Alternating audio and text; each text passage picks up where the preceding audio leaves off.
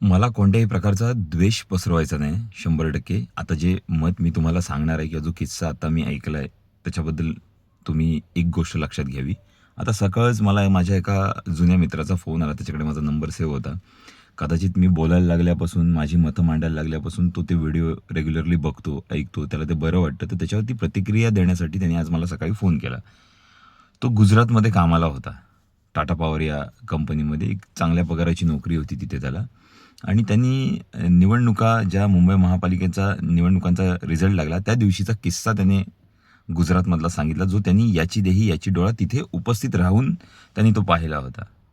तर तिथलं सेलिब्रेशन त्याला इतकं त्याचं मन पिळवटणारं होतं, त्याला वाईट वाटणारं होतं, की तो तिथून खरंच त्याचा जॉब जो होता तो सोडून तो माघारी आला. तिथे राहावलंच नाही त्याला. त्याला अजिबातच वाटलं नाही, की आपण इथे राहावं. जिथे आपल्यासाठी इतका द्वेष आहे. रिझल्ट लागला मुंबईत, साजरा झाला गुजरातला आणि ज्याच्यामध्ये नारेबाजी होती, की मराठ्यांची सपशेल हार आहे. मराठी हरले, मराठी कामातनं गेले. अजून काय बऱ्याच गोष्टी त्या सेलिब्रेशनमध्ये बोलल्या गेल्या, ज्या त्यांनी मला सांगितल्यात, ज्या त्यांनी स्वतःच्या कानाने ऐकल्यात.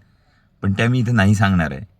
आता मला फक्त हेच सांगायचं आहे, की काल परवापासून मी बघतोय पंतांची एक नासकी पिलावळ आहे, जी पद्धतशीर नुसतं ठाकरेंबद्दल द्वेष स्प्रेड करते.